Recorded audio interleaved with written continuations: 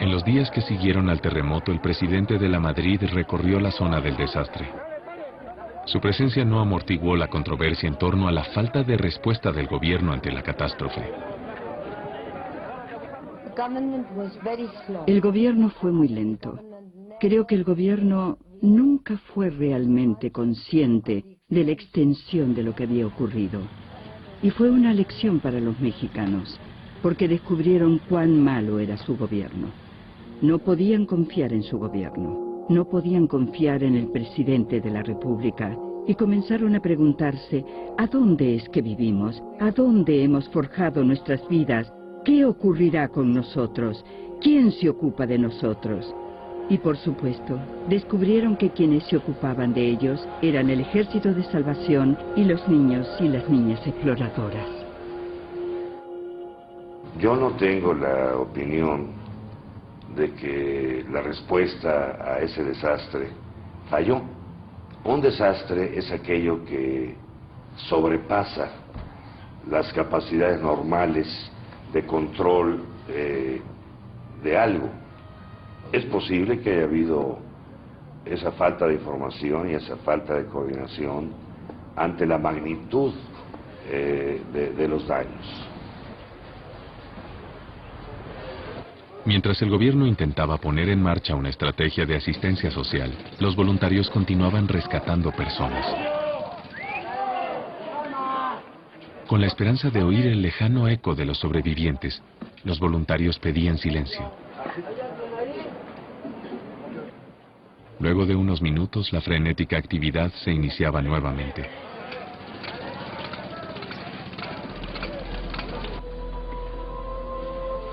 Dos semanas después de los terremotos, no había más milagros, ni sobrevivientes.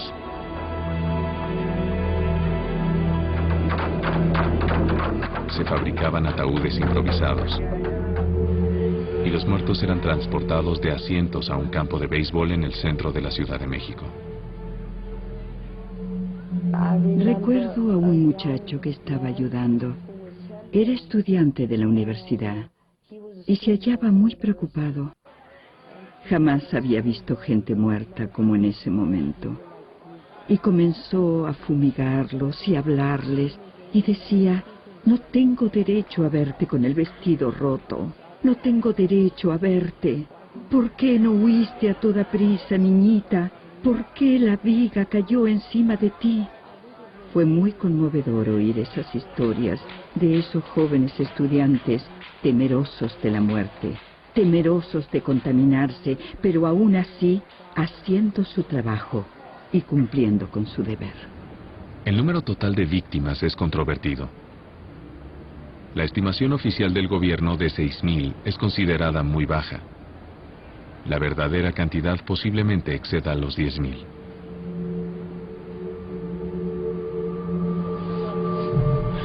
Igualmente alarmante era ver dónde había muerto mucha de esa gente. Una gran parte de los derrumbes se produjeron en edificios gubernamentales, hospitales, escuelas, condominios del Estado. ¿Cuál había sido el error? La respuesta se hallaría sepultada en lo profundo del pasado histórico de México.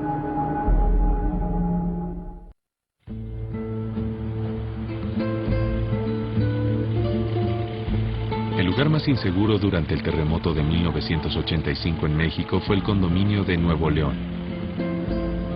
Se cree que 1.200 personas murieron allí. El edificio derrumbado se hallaba en uno de los históricos cruces de caminos del pueblo de México. Esta es la Plaza de las Tres Culturas. Aquí se encuentran restos de la antigua capital azteca, junto a una iglesia colonial española y los edificios modernos de la Ciudad de México. Es un sitio con un pasado sombrío. Aquí los aztecas sacrificaban a miles de hombres y mujeres.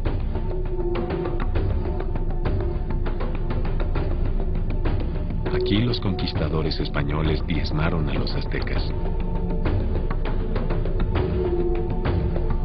también aquí donde se inicia la historia de los grandes terremotos mexicanos.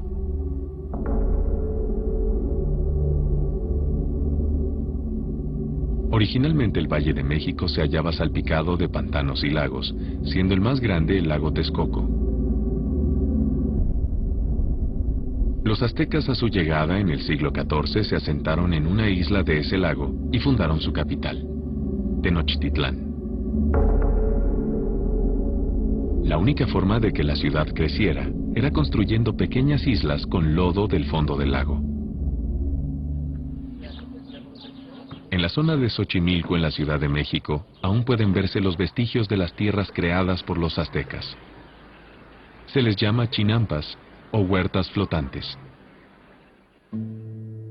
Con la creación de esta tierra de sembradío fértil pero frágil, los aztecas producían alimento y expandían su ciudad.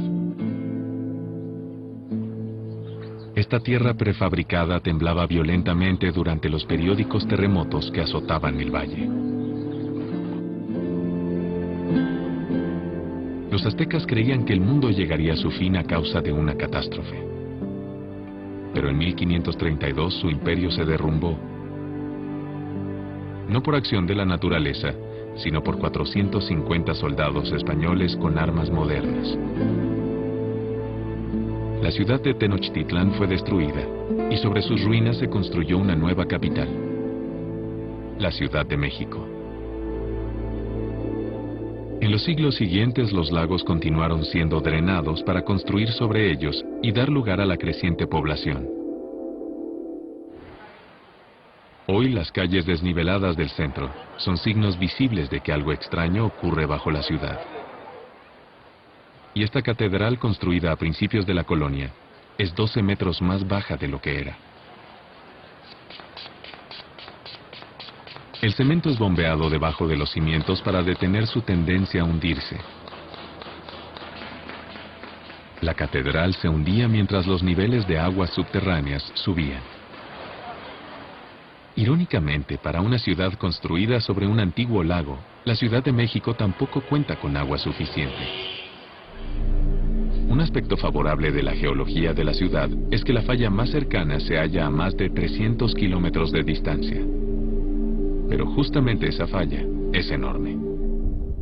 A lo largo de la costa americana del Pacífico se encuentran gigantescas placas de corteza terrestre que crean distintas líneas de fallas.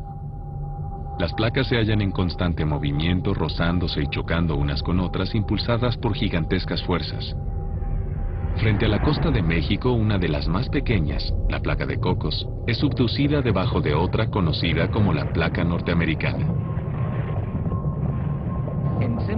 En otras palabras, la placa de Cocos es arrastrada por debajo de México. A eso lo llamamos subducción. Y esa pequeña placa entonces es impulsada por debajo de la costa mexicana. Y existe mucha fricción asociada a esto. Lo que ocurre es que la línea costera mexicana es atraída hacia abajo. Pero al final la fricción es doblegada y México da un salto. Y cuando ocurren estos grandes terremotos, provocan temblores en el interior. El daño más severo de un terremoto suele hallarse cerca del epicentro. La Ciudad de México fue una excepción a la regla. Las ondas sísmicas recorrieron más de 300 kilómetros de roca antes de causar daños en la Ciudad de México. El estado del terreno de la ciudad y la distancia del epicentro también explican los mareos que muchos sintieron durante el terremoto. Luego de viajar desde la costa a la capital, lo que restaba del terremoto eran fuertes ondas sísmicas rodantes, responsables de la sensación de náuseas o mareos. Las ondas convirtieron al viejo lecho del río en un tembloroso tazón de jalea al rebotar entre las capas blandas y las capas rígidas del terreno. Los terremotos más fuertes que existen, el peor terreno posible. La Ciudad de México bajo un doble riesgo sísmico.